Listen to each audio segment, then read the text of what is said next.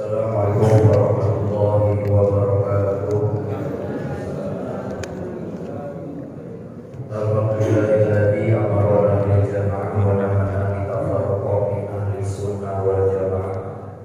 Asyhadu an la ilaha illallah wahdahu la syarika lah syahadatan mukhlisina lillahi ta'ala wa asyhadu anna sayyidana wa nabiyyana wa maulana Muhammadan abduhu wa rasuluh. Allahumma shalli ala sayyidina Muhammad wa ala alihi wa sahbihi ajma'in. Qala Allahu rabbuna ta'ala fi kitabil karim. A'udzu billahi minasyaitonir rajim. Bismillahirrahmanirrahim. Rabbi sholli wa yassir amri wahlul 'uqdatam min lisani yafqahu qawli. Subhanaka la ilma lana illa ma 'allamtana innaka antal alimul hakim. Subhanallah walhamdulillah wa la ilaha illallah. Wala haula wala quwwata illa billahil 'aliyyil 'azim. La ilaha illa anta subhanaka inni kuntu minaz zalimin. Qala musannif ma'al hadzal kitab nafa'ana Allah bihi fid daraini al-Fatihah. A'udzu billahi minasyaitonir rajim. Bismillahirrahmanirrahim. Alhamdulillahirabbil alamin arrahmanir rahim maliki yaumiddin. Iyyaka na'budu wa iyyaka nasta'in. Ihdinas siratal mustaqim. Siratal ladzina an'amta 'alaihim ghairil maghdubi 'alaihim waladdallin. Pertama-tama yang paling utama marilah kita senantiasa selalu mengajarkan puja dan puji syukur atas kehadiran Allah Subhanahu wa taala. Yang alhamdulillah pada kesempatan kali ini kita sama-sama berkumpul, bermuajalah, bermujalasah di Masjid Darussalam dalam keadaan sehat walafiat. Mudah-mudahan sebagi kita berkumpul di tempat ini Allah Subhanahu wa taala senantiasa memberikan maghfirah, barokah, rahmat kepada kita semua dan diberikan kekuatan, kesehatan. Pada kesempatan ini kita masih menaikkan puasa di bulan suci Ramadan. Bapak, Ibu-ibu, jamaah pengajian yang sama-sama dimuliakan Allah. Pada kesempatan bulan ini alhamdulillah kita memasuki puasa ke-16 karena mulai puasa itu tanggal 1. Cara menghitung Lailatul Qadar, namun saya sedikit memberitahu, cuma belum masuk pembahasan. Dalam kitab Ihya Ulumuddin, bahkan ditukil di dalam kitab ini, I'anatul Talibin juz kedua halaman 257. Ini hanya prediksi ulama. Cuma kalau Lailatul Qadar itu hanya orang-orang yang istimewa yang diberikan malam Lailatul Qadar. Saya baca dulu redaksinya. Qala al-Ghazali wa ghairuhu innana tu'lamu fihi bil yawmil awal minasy-syahr. Hujatul Islam Imam Ghazali dan selain daripada Imam Ghazali bahwasanya Lailatul Qadar itu bisa diketahuinya dengan hari apa kita mulai berpuasa. Kalau di dalam kitab ini fa in kana awaluhu yaumal ahadi aw yaumal arba'i fa hiya lailatul tis'in wa ishrina.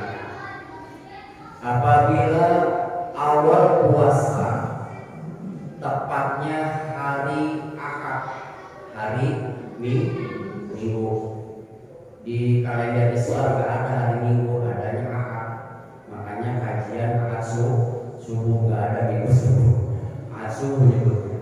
Kalau puasa itu awal puasa hari Ahad atau hari Minggu atau hari Rabu, maka Lailatul Qadar insyaallah pendapat Imam Ghazali itu malam ke-29.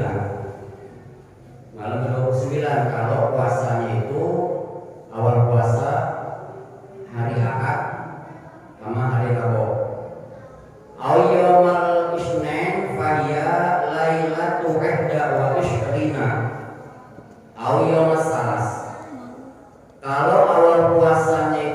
hari Senin, maka Imam Ghazali dan selain daripada pendapat Imam Ghazali, maka Lailatul Qadar jatuh pada malam ke-21. Awil Salasi awil Jum'ati fahiya lahu Lailatul Sab'in wa Ishrina. Kalau awal puasanya itu hari Selasa atau hari Jumat, maka Lailatul Qadar jatuhnya pada malam ke-27. Awil Khamisi fahiya Lailatul Khamsin wa Ishrina. Apabila awal puasanya hari Kamis, maka insya Allah Lailatul Qadarnya jatuh pada malam ke-25. Awiyam sabati fahiya Lailatul Salasin wa Ishrina. Nah ini, kalau awal puasanya hari Sabtu, maka insya Allah Lailatul Qadarnya jatuh pada tanggal 23, berarti malam ke-23. Ini hanya prediksi ya, prediksi, karena wala masalah Lailatul Qadar mah. Ini pendapat Imam Ghazali Hujatul Islam sesuai dalam kitab Ihya Ulumuddin. Bahkan pendapat jumhur ulama atau mayoritas para ulama menjelaskan terjadinya malam Lailatul Qadar tergantung hari apa kita puasanya. Ini hanya tambahan aja. Kalau dalam keterangan ini, karena ini momentumnya bulan Ramadan, jadi ada amaliyah, kalau kata kitab mah wa yusanu iksarul ibadah. Disunahkan kalau bulan puasa ini harus memperbanyak ibadah. Salah satunya qiraatul Quran, baca Quran, i'tikaf, zikir atau amaliyah-amaliyah yang dianjurkan oleh Rasulullah SAW. Namun dalam kesempatan ini saya membahas tentang amaliyah yang utama bahkan dilipat gandakan di saat bulan suci Ramadan. Katimatun yusanu i'tikafu kulli waqtin. Amaliyah atau ibadah di bulan suci Ramadan ini saya mengambil tentang masalah i'tikaf. I'tikaf itu mau laki ataupun perempuan, masalah i'tikaf yang pertama berkaitan tentang hukum-hukum i'tikaf. Berarti banyak hukum-hukum i'tikaf, berarti bukan satu. Hukum i'tikaf ada 3. Yang pertama, aslul i'tikafi sunatun muakkadah. Asal hukum i'tikaf mah sunnah muakkadah. Yang kedua, i'tikaful mafruḍ, i'tikaf yang diwajibkan. Mana seperti i'tikafnya dengan sebab kata-kata nazar. Yang ketiga, i'tikaful muharram, i'tikaf yang diharamkan. Saya contohkan, seorang istri i'tikaf di masjid tanpa ada izin suami, maka i'tikafnya tidak diperbolehkan. Itu i'tikaf. 3. Sunnah maka wajib karena sebab nazar. Yang ketiga, haram kalau seorang istri i'tikafnya tanpa ada izin. Bagian yang selanjutnya makruh. Makruh ini belum bersuami tapi zawatul hayat. Perempuan yang terlalu cantik yang bisa memikat pandangan lawan jenis. Makanya eman-eman Bapak kalau punya istri cantik ya. Zawatul hayat. Kalau dalam kitab ini wa yukrahu lizawatil hayat. Makruh i'tikaf kalau perempuan yang parasnya begitu cantik. Ini bagi perempuan yang memang kondisinya belum bersuami. Kalau sudah bersuami asal ada izin sah i'tikafnya. Tapi belum bersuami karena parasnya lebih cantik, maka hukum i'tikafnya makruh. Ya jawab layak Pak, Pak. Jawab layak perempuan cantik itu kadang-kadang nggak lihat kan? Kadang-kadang berarti lampu merah.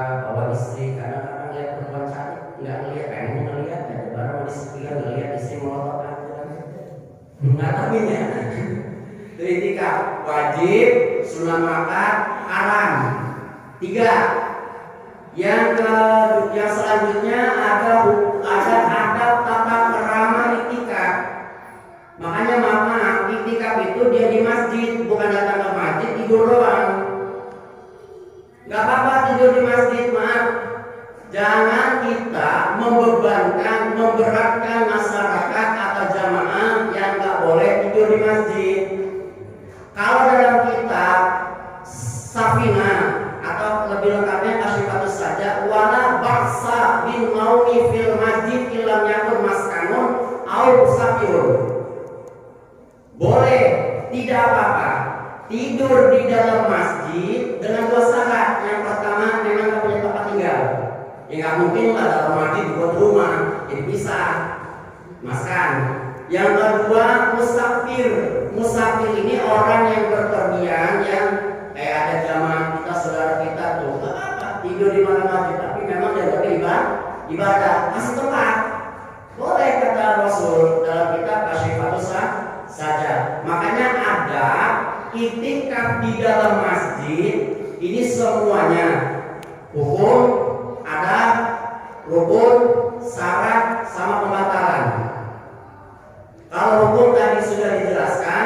Yang kedua, ada ketika orang yang melakukan iktikaf di dalam masjid.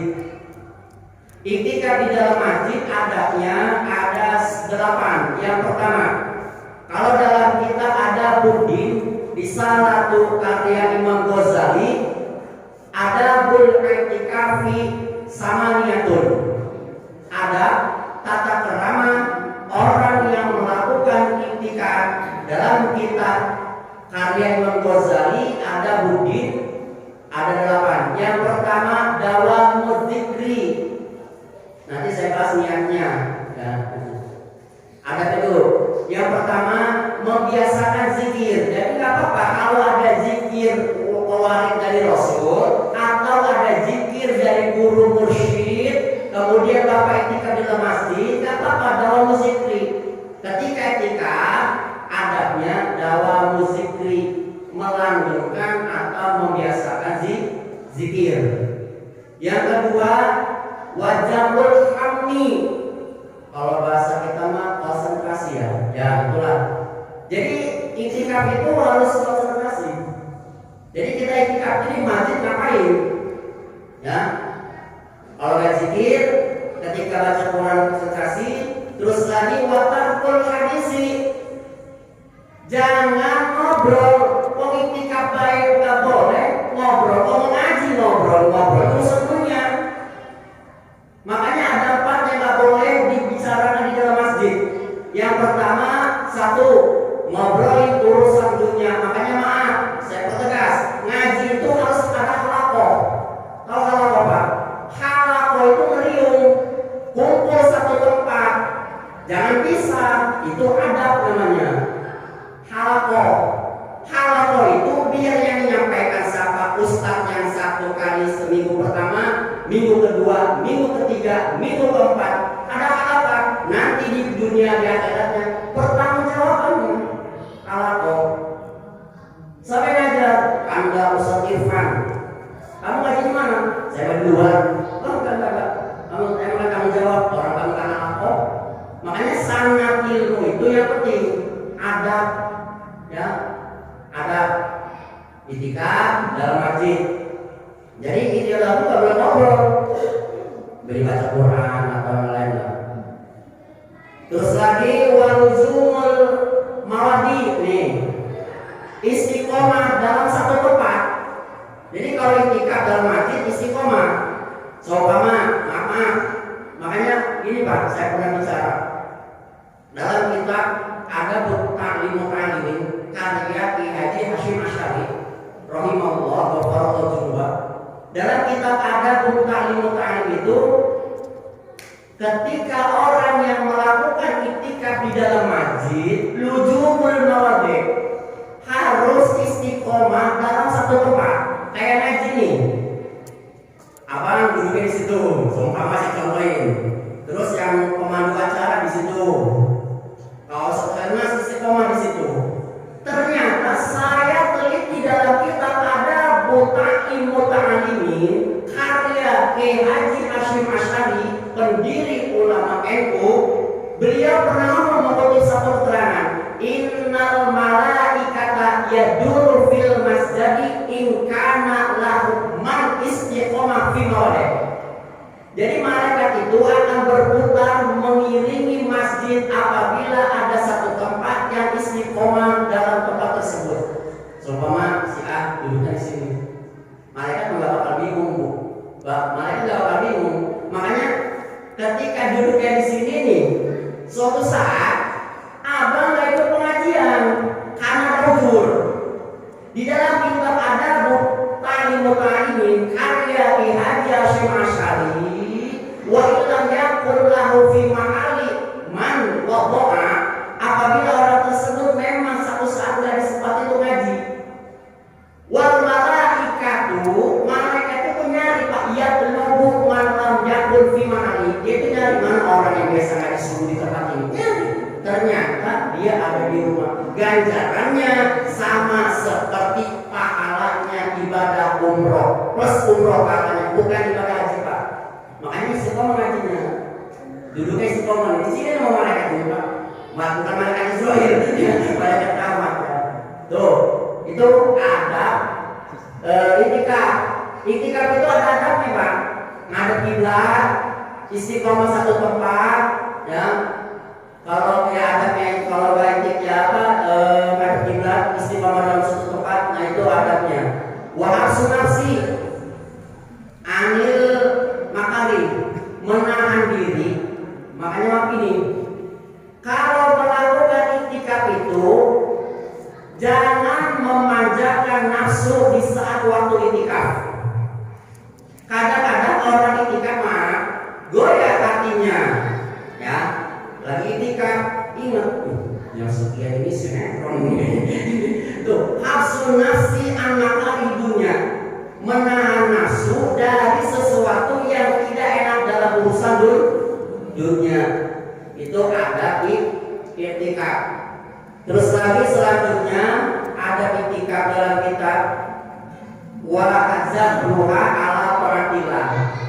Harus istiqomah dalam taat kepada Allah Subhanahu wa taala. Jadi ada sudah jelas 8. Kemudian ada rukun iktikaf. Perhatiin Pak, rukun Pak, rukun. Mau laki mau perempuan silakan iktikaf. Cuma syarat saya, bukan kata saya, kata ulama, kalau istri mau iktikaf monggo, tapi harus ada izin dari suami. Gak apa-apa, karena ibadah yang berkaitan tentang masalah ibadah sunnah, puasa, iktikaf tanpa ada izin suami, maka fala sawabalaha, maka gak ada ganjarannya bagi perempuan tersebut. Yang penting izin aja.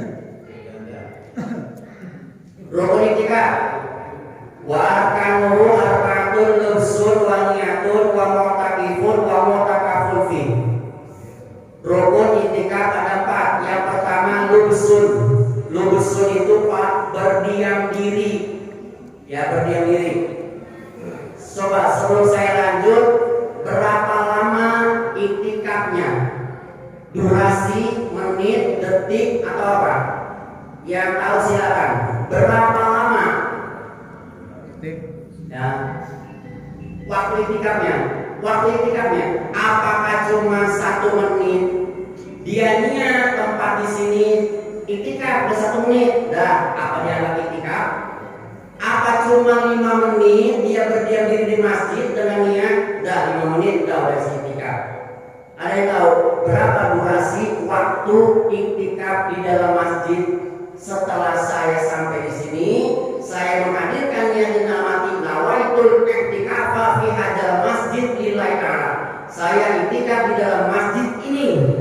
Kalau disebut masalah, baru salah masih disebut udah masjid ini apa belum masjid baru salah? Ya lillahi ta'ala. Berapa durasi waktu menit? Hah? Berjam. Wih lama. Lama ada sejam ya. Kira-kira kan ada ukuran iktikaf hadul aqal, ada hadul asar. Ini Pak harus perhatiin Pak. Ada ukuran iktikaf di masjid paling minim, paling sedikit, tapi dia iktikaf. Ada hadul asar. Hadul asar ini paling waktu itikaf la yuhsa awqatuhu, enggak bisa dihitung berapa lama waktunya. Ya, mau bapak terus umpama itikaf dari pagi sampai menjelang maghrib, coba itikaf pasti cari sama istri pak. Ya, kalau itikaf itu hadul akor minimal nih pak, bi qadri ziyadati tumanina, harus melebihi tumanina di dalam sholat. Berapa ukuran tumanina? Coba saya tanya, jawab aja nggak apa-apa. Udah Pak Ustadz ini satu minggu ini ada. Berapa ukuran tumanina di dalam sholat?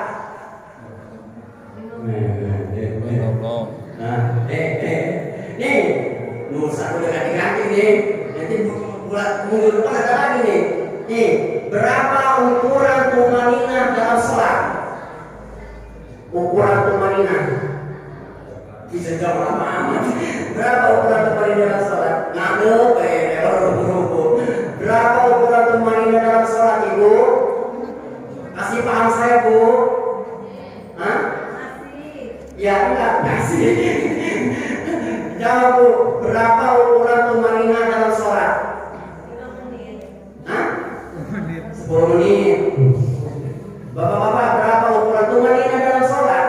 Bapak kan ada yang sholat tarawih tuh, ada yang sholat tarawih orangnya tokuan, yang cepet tuh ya, ada yang duro, ada yang lagi biasa kasro, orangnya imam itu. Kira-kira sholat tarawih itu sah nggak? Hah? Pak, sholat tarawih super kilat. Kan ada sholat lagi. Amin. Amin. Amin. Ini kan ada tuh ya. Bismillahirrahmanirrahim. Nah itu kan kira-kira tarawih yang begitu. Kira-kira saya nggak nyalahin ya, saya nggak nyalahin. Tapi keterangan ini nggak salah. I'anatul Talibin menjelaskan. Hebat ulama itu pak. Cendekia ulama asli mustahil itu pinter pak. Keterangannya sudah berabad-abad tahun, tapi dikekalkan sama Allah lewat pengajian, baik di pesantren salafi ataupun pesantren modern, ternyata ada. Kira-kira saya nggak nyalahin tarawih yang seperti itu. Kira-kira kalau dilihat videonya ada yang tidak nggak? Ada tumaninanya nggak? Oh tumanina belum dijawab. Coba ukuran tumanina berapa bu?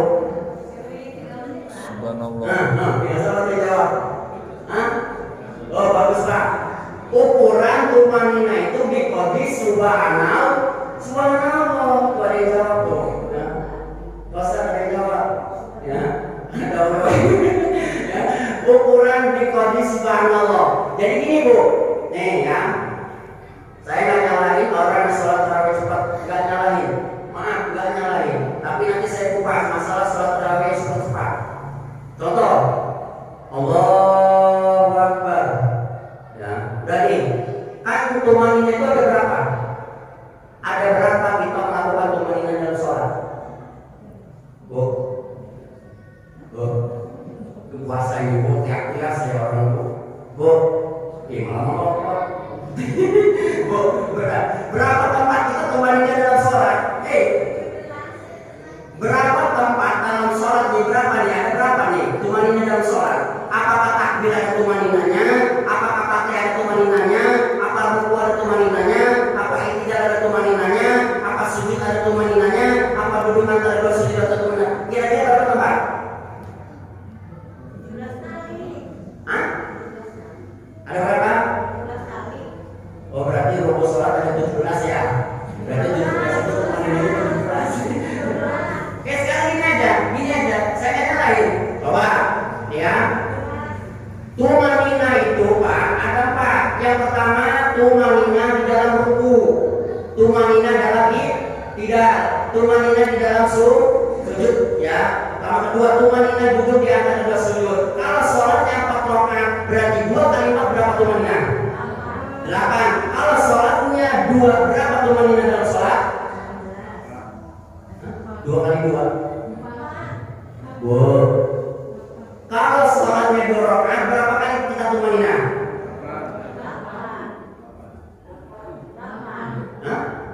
8. Kalau 4? 16. Rakaat pertama berapa tumaninanya? 4. Rakaat kedua? 4. Rakaat 3 4. Nah 2 kali 4. Hah? 4 kali 4. 4 kali 2 berapa? Buat bingung. 4 kali 2 berapa? Nah, kalau sholatnya 3, 4 kali 3 berapa? 12. Berarti kalau ukuran sholatnya itu 3 rakaat, 1 rakaatnya 4 tumanina, maghrib 3 rakaat, berarti 4 kali 3 tumaninanya ada 12. Nih, ukuran tuman itu sebentar, Bu. Subhanallah dan itu. Tapi jangan dibaca. Jangan dibaca. Bikoti subhanallah. Orang normalnya, contoh, subhanallah. Berapa detik? Ada sedetik? Ada yang begini, ada yang ini. Ini 2 kali. Manggutnya, itu apa manggutnya? Ya, Pak. Saya baca nih. Subhanallah. Berapa detik? Ada nggak sedetik sih?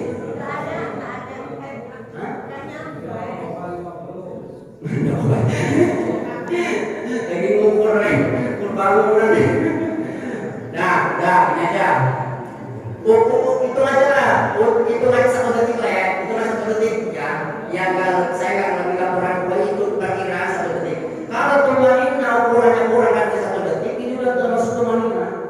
Jadi ukuran tumanina itu cuma baca subhanallah dalam sholat, tapi nggak usah dibaca tumaninanya. Rukun subhanallah nggak usah dibaca. Makanya kalau sholat itu 1 ini Sami Allahu liman hamidah, diam setelah bergerak, bukan bergerak setelah bergerak. Makanya perhatikan video yang sholatnya cepat.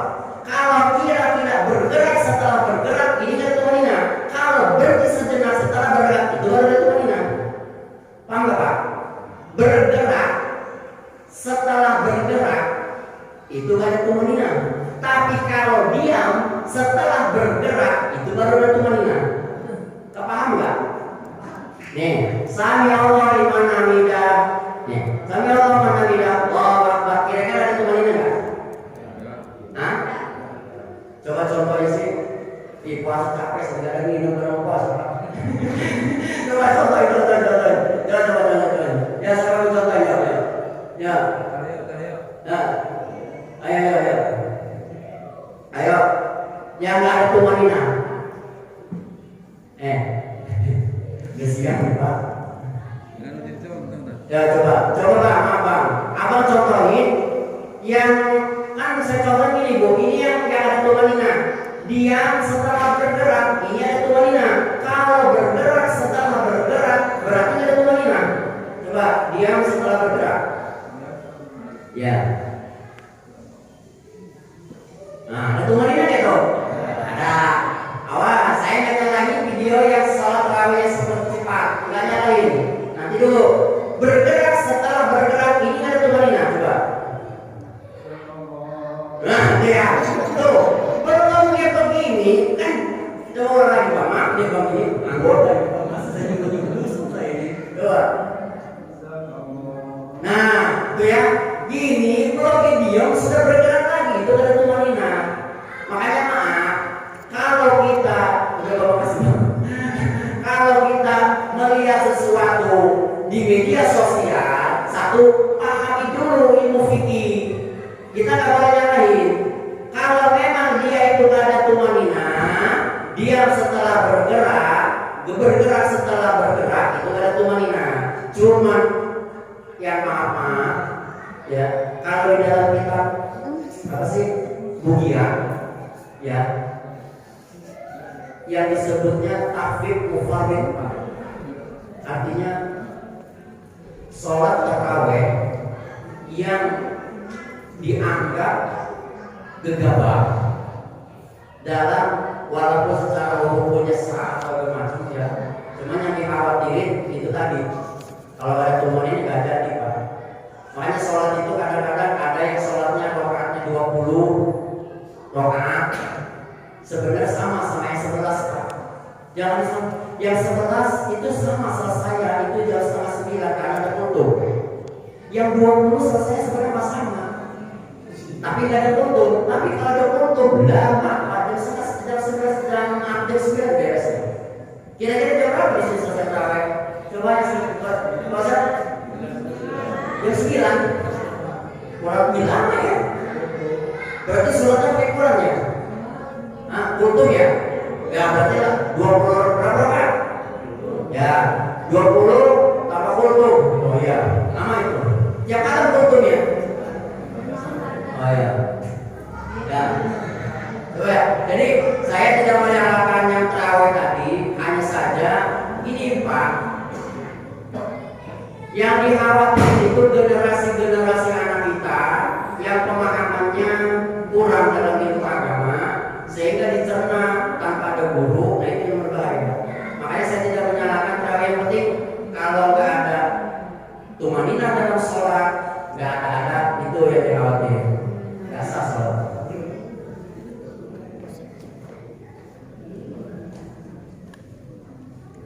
Saya baca dulu ya keterangannya.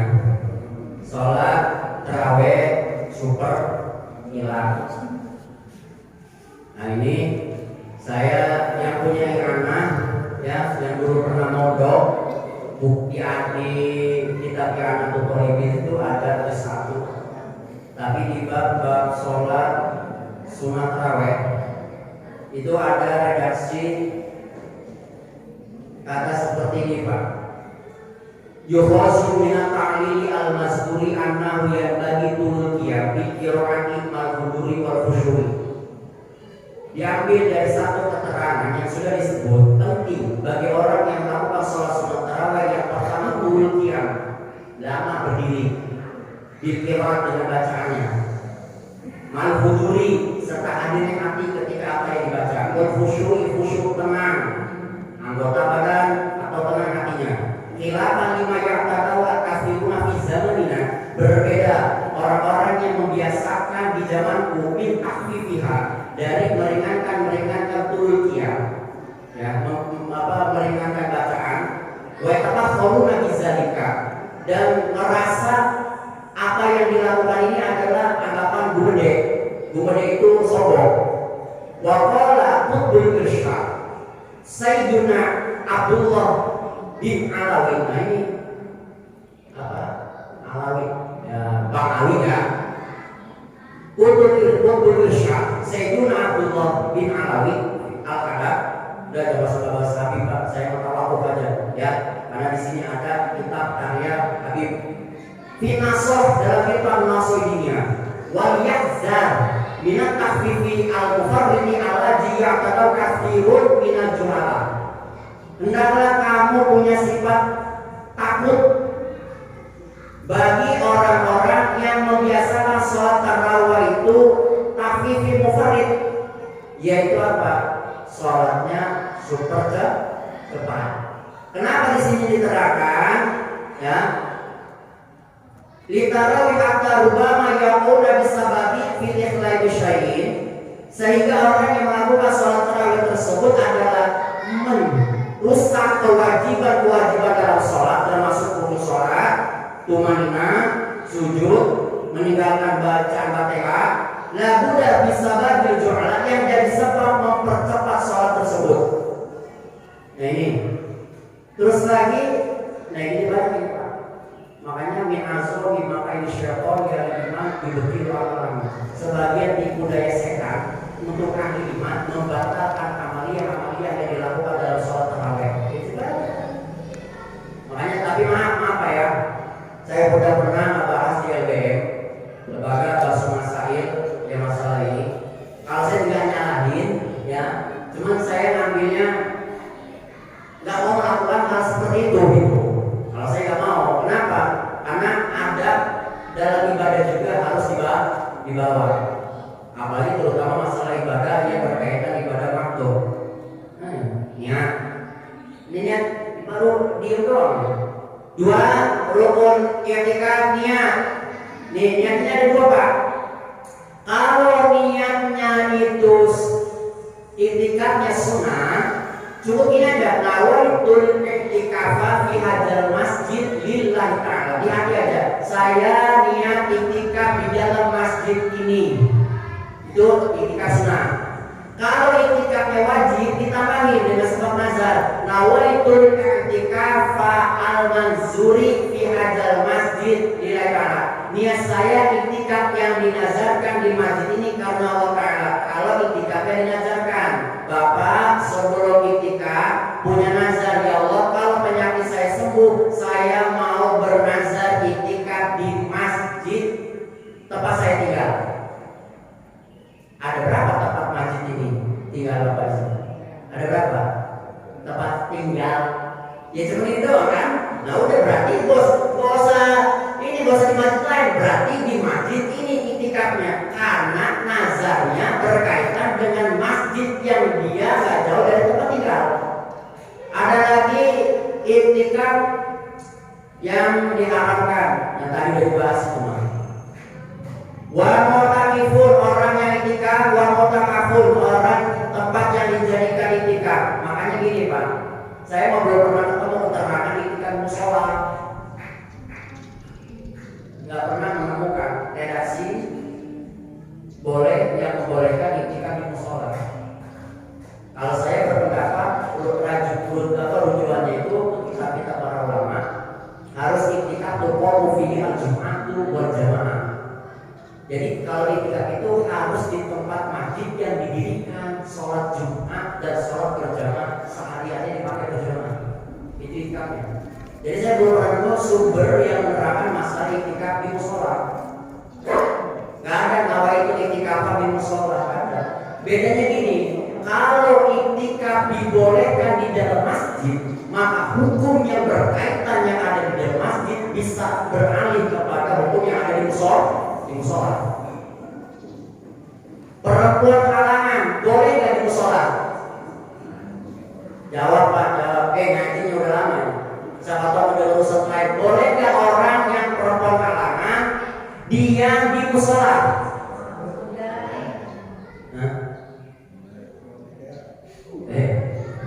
Nggak terus ya. Coba. Boleh nggak? Boleh nggak? Lagi halangan masuk musola? Hah? Coba perempuan ibu. Nggak boleh. Alasannya? Yang ini tadi yang boleh? Boleh. Boleh itu enggak boleh. Coba yang tadi jawab boleh. Tadi boleh? Boleh. Sekarang beda gini. Kalau hukum iktikaf di dalam masjid, anjurannya nih. Kalau hukumnya iktikaf boleh di musola, berarti ada larangan yang di dalam masjid nggak boleh dilakukan di musola. Salah satunya adalah perempuan halangan di dalam masjid. Kira-kira boleh nggak perempuan halangan dia di dalam masjid? Pak, jangan kompak ya. Jangan nanti kata saya nggak boleh, kata ibu boleh. Ya, boleh nggak? Cik ngomong aja. Nggak boleh gitu. Boleh nggak? Hah? Nggak boleh. Boleh? Boleh nggak? Bu? Nggak boleh. Ya, benar saya akan terusin ya. Ada yang boleh, ada yang nggak boleh. Kira-kira satu pemahaman. Ini saya boleh nggak iktikaf tahiyatul masjid di musola? Kira-kira iktikaf di masjid, tahiyatul masjid di masjid, larangan perempuan halangan nggak boleh di masjid. Lari di hukum ini yang tiga ke musola. Boleh iktikaf di musola, boleh tahiyatul masjid di musola, boleh perempuan halangan, nggak boleh perempuan halangan masuk musola kan? Paham nggak Pak? Capek saya ini puasa ini. Ini saya ulang ya. Iktikaf di dalam masjid, tahiyatul masjid di dalam masjid. Ya, perempuan halangan nggak boleh berdiam diri di dalam masjid. Ternyata yang tiga ini masukin ke hukum musola. Boleh sholat tahiyatul masjid di musola. Niatnya usolli tahiyatul musola. Boleh nggak? Nggak. Akur. Udah itu ya yang tiga. Terus lagi iktikaf. Boleh nggak iktikaf di musola? Nawaitul i'tikaf fi hadzal musola. Boleh nggak?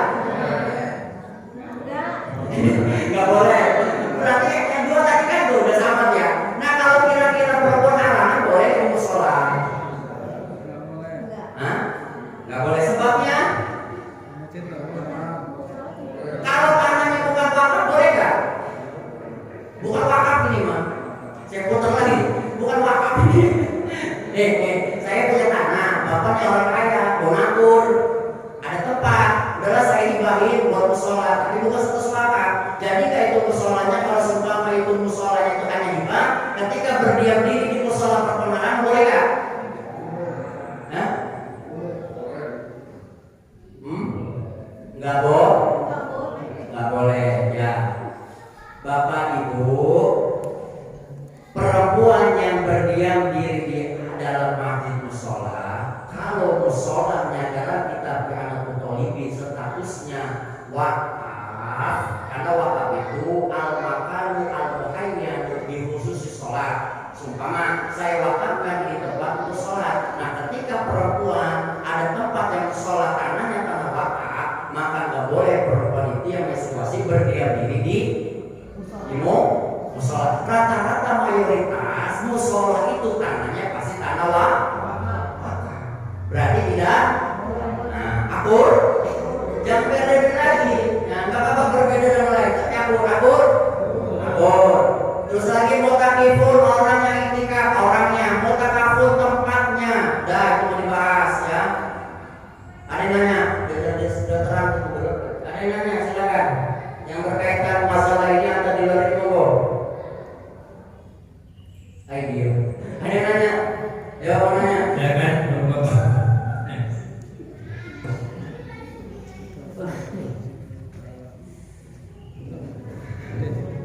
Nanya ya.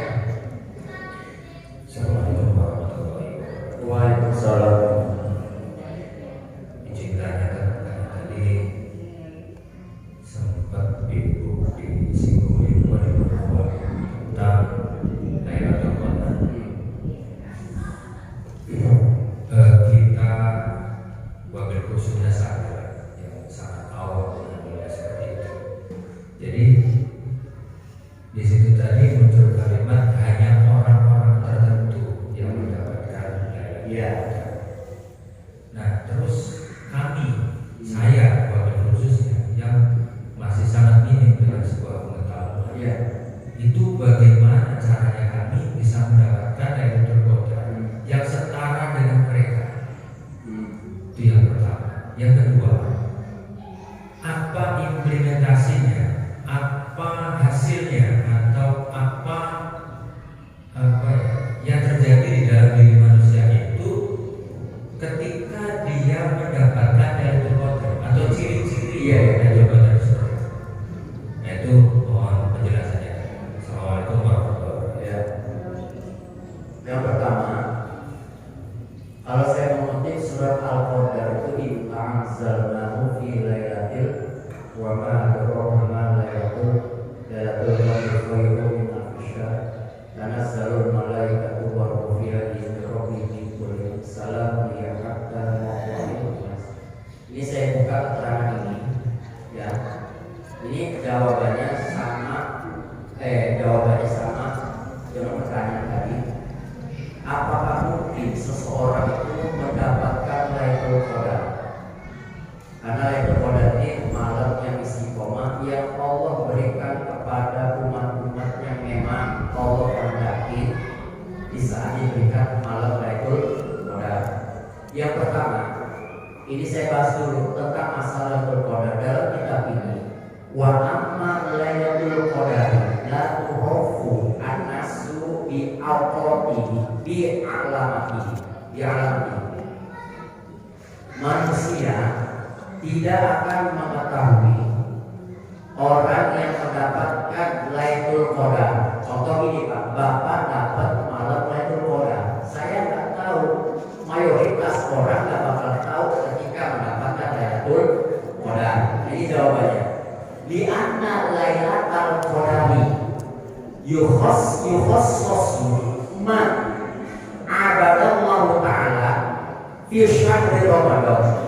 Orang yang mendapatkan Lailatul Qadar itu adalah orang yang mengkhususkan rangkaian ibadah di dalam bulan suci Ramadan. Li annal malaikatal arba'ah, karena sesungguhnya malaikat arba'ah ini adalah yahduruna ala masajid, hadir di dalam masjid. Wa anna Allah ta'ala yuqaddirul azza wa arzaqa, kemudian Allah menampakkan orang tersebut ketika malam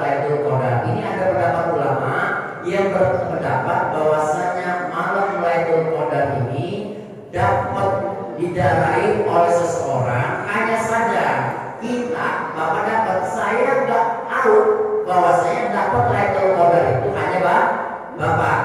Tapi di sini wa anna Allah ta'ala wal malaikata wan nasu yuriduna Lailatul Qadar ya'lamuna, yang tahu hanya dapat Lailatul Qadar satu Allah, malaikat sama orang yang memang mendapatkan Lailatul Qadar itu sendiri. Cirinya di mana orang dapat Lailatul Qadar? Di dalam kitab ini wa asaru man, orang pengaruh ya, hasil orang itu. Hasil orang yang mendapatkan Lailatul Qadar ya. Yaf'aluna ta'atallahi ba'da Ramadan bin istiqomah. Dia mengistiqomahkan ibadah selama bulan suci Ramadan, kemudian dia istiqomahkan setelah bulan suci Ramadan. Contoh, iktikafnya, hadir di majelis taklimnya, kemudian lagi membaca Qur'annya yang berkaitan tentang ibadah yang dilakukan di bulan suci Ramadan. Ini jawabannya ada di dalam kitab Ihanatul Thalibin halaman 265. Jadi ada pengaruhnya orang dapat Lailatul Qadar. Ada apa? Bahasa kita natijah atau hasil yang diraih. Gak sembarang berarti Lailatul Qadar. Ada lagi, monggo silakan. Ada yang ada? Mari ditutup. Silakan, masih ada. Assalamualaikum warahmatullahi wabarakatuh. Saya bukan terawih tadi Ustaz. Tadi kan rukunnya yang penting cuma dalam dorongan itu kan ada 4. Sujud, kemudian sujud, sampai apa? Tidak. Nah, yang jadi pertanyaan saya ini, saya sering pernah terus Ustaz, dari sujud sampai assalamualaikum. Saya ini nggak buru terus, imam udah apa, waktu udah bilang Allah maksudnya mama saya assalamualaikum. Nah saya apa cukup subhanallah yang saya bacanya, Ya. biar saya bisa bareng sama imam assalamualaikumnya. Karena dia kayak begitu, setelah saya baru saya assalamualaikum, saya baca sholawat sesuai dengan urutan sholat. Iya. Atau saya cukup baca subhanallah. Nah itu aja Ustaz. Maksudnya baca subhanallah itu apa ya? Ya kata Ustaz tadi. Oh. Itu Ukurannya, tapi dari baca. Iya. Iya. Itu saya pengen juga bareng gitu kan. Oh, iya. Selama sholat tarawih saya dengar terus teman-teman. Nah, ini kalau dalam sholat berjamaah sebenarnya ada kekhawatiran kalau kita makmumnya makmum muafik, beda dengan kategori makmum masbuk. Makmum muafik ini yang mengikut dari awal, walaupun si imam itu sudah melakukan berapa rakaat yang rukuk, maka abang tulisin aja, terusin, ya terusin aja nih, ya artinya menyelesaikan bacaan itu. Ya, yang penting itu bedanya makmum masbuk sama makmum muafik. Kalau makmum muafik itu matias tahun qiraatul Fatihah, orang yang ada keluasan baca Fatihah ketika mengikuti dari pertama, dari awal mulai sholat. Beda kalau masbuk yang telah. Kalau makmum muafik mas sebenarnya nggak ada kekhawatiran. Kalau seumpama abangnya masih berdiri, ya si imamnya sudah tidak aja. Udah apa tuntaskan aja bacaannya. Yang wajib, kemudian ruku, pasti walaupun nggak ketemu sama imam, karena dalam makmum muafik sudah termasuk rangkaian sholat berjamaah. Ya, makanya yang dikatakan orang makmum imam ataupun makmum itu pada sebetulnya dua, ada batul qiraah, ada syur'atul qiraah. Ada yang lambat bacaannya, tapi gerakannya cepat. Ada yang gerakannya cepat, tapi bacanya lambat. Ada yang bacanya lambat, ya lambat nih. Tapi ketika gerakan ke gerakan yang lain dia cepat. Ada lagi surah. Ini udah cepat bacaannya, udah gerakannya cepat. Makanya kondisi sebagai makmum perfect yang mengikuti dari awal. Iza amal makmum wafiqu fi awal sholatihi fa'akmala sholatahu. Jadi kalau si makmum perfect udah mengikuti dari awal, walaupun si imam itu udah tidak, ya itu abang selesai aja bacaannya, selesai. Itu kalau kondisi makmum muafik yang mengikuti dari A. Beda kondisinya makmum masbuk. Makmum masbuk itu makmum telat. Makanya ketika datang makmum masbuk, makmum mau ruku, si makmum yang telat ini nggak usah baca bait kita. So kamu baca kita nih, terus kita selesai. Si imam udah tidak lagi. Nah nanti harus baca Fatihah itu si makmum yang masbuk. Tapi belum itu rokaat. Makanya makmum muafik makmum yang ada keluasannya ngikutin bacaan dari pertama itu nggak jadi permasalahan. Kalau ketinggalannya imamnya sumpah kayak salam, bapak nih, saya mau baru Allahumma sholli ala sayyidina Muhammad, si imam udah Assalamualaikum. udah kasih. Wa idza faragha al-imam at-tashahhud al-akhir qabla an yutimma al-ma'mum tashahhud al-akhir atama al-ma'mum. Udah boleh sini saja. Kalau si imam ini sudah selesai baca tasyahud akhirnya sampai salam aja imam udah beres nih. Ya kan? Atama tasyahud al-akhir. Ini sempurna aja bacanya. Biar si imam juga pulang enggak apa-apa, yang penting dia tunasi baca tasyahud. Itu memperhatikan ya. Jelas Bang ya? Nah. Ada lagi? Coba. Assalamualaikum warahmatullahi wabarakatuh. Pak Ustaz, kalau berbicara mengenai malam Lailatul Qadar, apakah ada ciri-ciri atau tandanya alam semesta pun menunjukkan cirinya pada malam itu? Misalnya dingin, panas, atau redup seperti apa gitu? Apakah ada tanda-tandanya yang menunjukkan pada malam itu malam Lailatul Qadar? Mungkin hanya itu saja. Wabillahi taufiq wal hidayah. Wassalamualaikum warahmatullahi wabarakatuh. Ya, yang sebenarnya pertanyaan tadi memang itu di hadis, ya, di hadis tanda-tanda apa Lailatul Qadar. Ya cuma di kitab ini hampir sama. Yang tadi pertanyaan tadi itu sama pertanyaan itu sama. Jadi cirinya yang tadi dipertanyakan itu seperti itu. Cirinya ya, hanya cirinya aja. Jadi kalau di kitab ini walamatul Lailatul Qadar tabirul alam. Kalau di kitab ini saya katakan di hadis kitab ini, ciri-ciri Lailatul Qadar itu berubahnya alam. Suasana lah ya. Kalau somani seperti cuacanya sejuk. Kalau dingin nggak terlalu dingin, kalau panas nggak terlalu.